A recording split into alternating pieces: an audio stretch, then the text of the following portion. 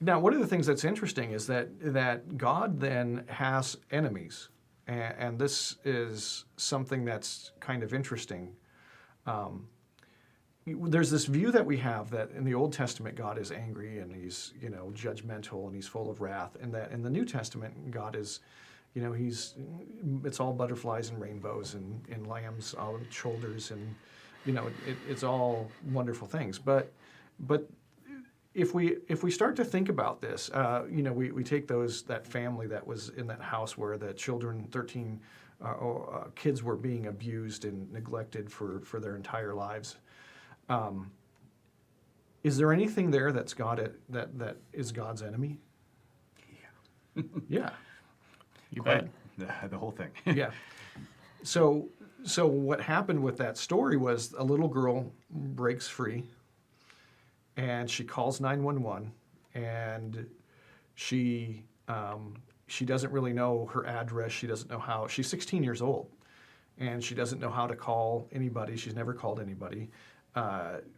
She was able to dial 911, find an old phone, dial 911. She figures out the dispatcher walks her through how to tell her where she's at, and then a policeman shows up, and then those policemen break into the house and free those children. Do you think that if you were one of those policemen and you walked into this house, that there would be any enemies that you would see there? Of course.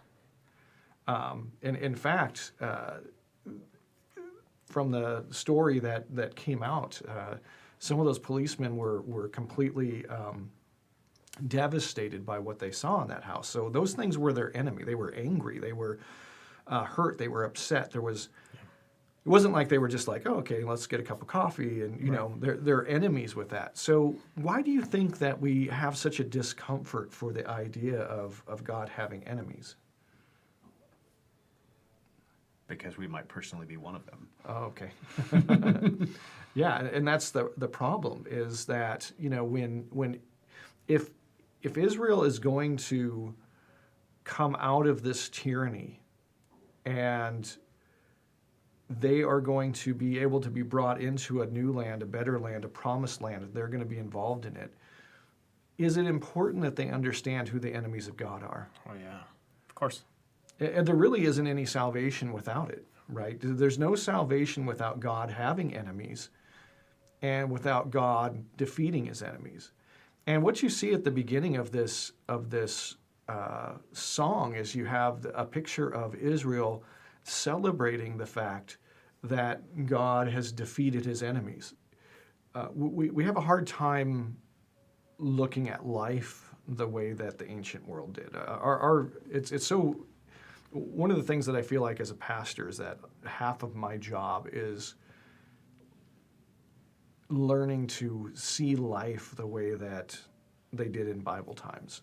Because you can't really, it's hard to make sense out of a lot of the Bible unless you really understand the mindset of ancient people. And it's so much different than ours. And one of the things that's very interesting about it is we don't deal much with kings and kingdoms, right? And we don't, it's completely out of our, the idea that somebody other than me would be king of my life is something that just doesn't register or resonate with us.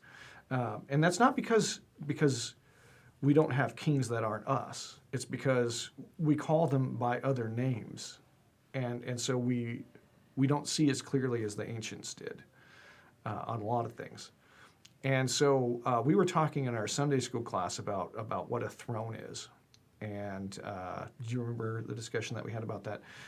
Sure. Okay. Would you like it verbatim? Yes, right. That one. So if I said to you, Chad, what's a throne? What would you say? Just off the top of your head. Doesn't need to be theologically significant. Just whatever comes to your mind. It is the seat of power for a king. Okay, the seat of power. And why is it a seat? Why isn't it a stool? Because that would be something that's kind of showing subservience. Okay. Whereas a seat shows kind of authority, if you will. Okay, how of- and why does a seat show authority? That's a great question, but I guess you're not the one having to do the works. Everybody else Right. is working for you. Yeah. Right. We're not talking just a chair where you're sitting. A throne is a glorified chair. It's a right. little different.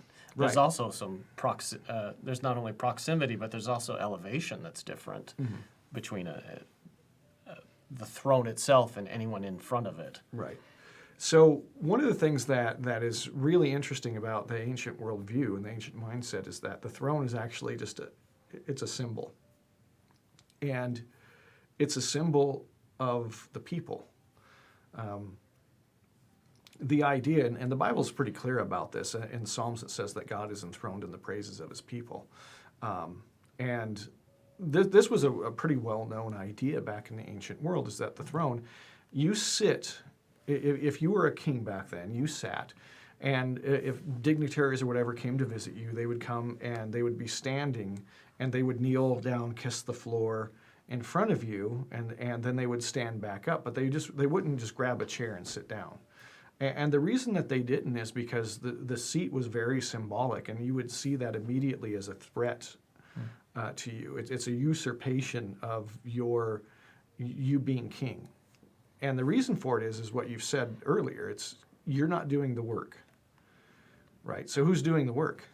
The nation. The nation is doing the work, right? So the purpose of the reason the throne is the symbol of the king is because the king sits and the people work. And it's the king's law, it's the king's word that gets carried out.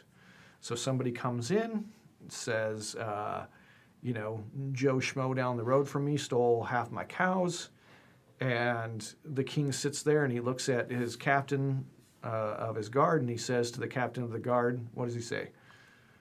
Take care of it. Yeah, go Do throw Joe Schmo in prison, make sure the cows get taken back to, this guy. And the king's not going to go down there and do it. The king sits, and his word is what calls on everybody else to do it.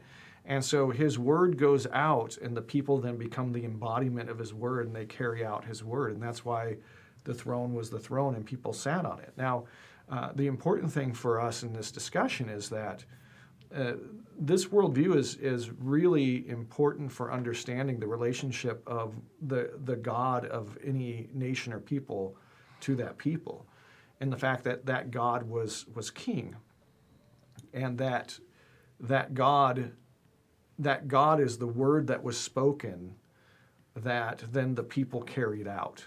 And so, when Pharaoh is leading his army to chase down the Israelites, Pharaoh is the embodiment of his God. He's the God incarnate, and then the people are the embodiment of him. And so there's a direct link between these two things. And what's happening here is that God is actually, the gods have to be defeated. And this is always true, and this is important for us to understand in our own lives, because until the gods that we have previously followed have been defeated, you're not going to be able to follow God. And the reason for that is because you're always yoked to your God. And so what tends to happen is we want to be yoked to one God, but have the outcome of being yoked to a different God. So the idea is that you're always, in the Old Testament times, that you're always yoked to your king. You're always yoked to your God. There is a word about life. There is a word about values. There is a word about what is worthy of praise, what is worthy of admiration. Whatever is worthy of praise and admiration is the thing that you're going to want to embody, because that's the way that it is. When you were a little kid, did you guys have any sports posters ever, or any sports figures that you really looked up to? No. Chad? I was a baseball fan, so Okay. I liked a lot of the greats, but I will have to admit that I liked Jose Canseco, Uh-oh. and he was not so great. Yes. But the thing is that as a kid, when you looked up to that, you wanted to embody that, right? You wanted to hit like he did or run like, you know what I'm saying? That's just that's the way that it works. Nobody says, I really despise this quality, and then says, I want to go out and be this.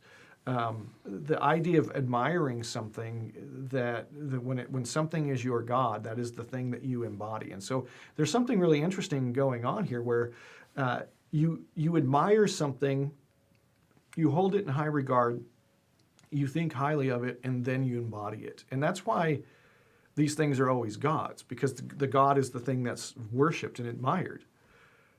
Does that make sense? Sure. So the thing is that in order to defeat that God, what has to happen?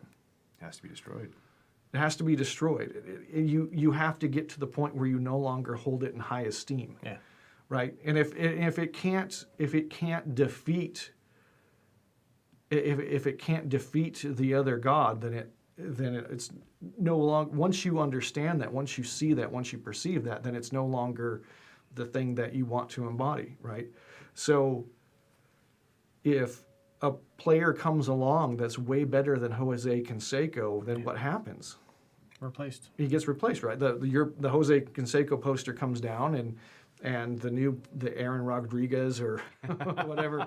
Another Yes. paragon of the virtue steroid and era, that's quality. Yeah, that poster goes. You know what I'm saying, though, right? Yeah, sure. And Yeah. you know this because it happens in your life all the time. Can you think of times where ideals in your life got replaced because they got defeated? Sure. I guess any activity or thing that fills your time, whether it's cartoons as a little kid on Saturday morning to different TV shows, but the type of books you read, the type of things you spend your time on. I mean, when I was a kid, it was video games, and so that was what took up most of my time. Right. But I don't play video games now. There were things that you loved as a child Sure. that at some point you became embarrassed to confess that you loved. Jose Canseco, yes. But you know what I'm saying? And Sure, then of what course. happened was pretty soon that stuff all went by the wayside. Sure. And one of the things that's interesting is we were watching the TV show Psych, and one of the characters was kind of accused of being a child of two other characters, and he started looking around his house, and he had all these things from his childhood. Yeah. He had his Star Wars characters, and he had all this stuff that he still had from his childhood, and all of a sudden it was like for the first time he was seeing it, and he realized I am the child, and Yeah. all of a sudden he went around the house and putting it in boxes. Right? What's happened was, in a moment that was defeated. Yeah. And once it's defeated, once it's seen as not having glory, then all of a sudden that's not the God anymore.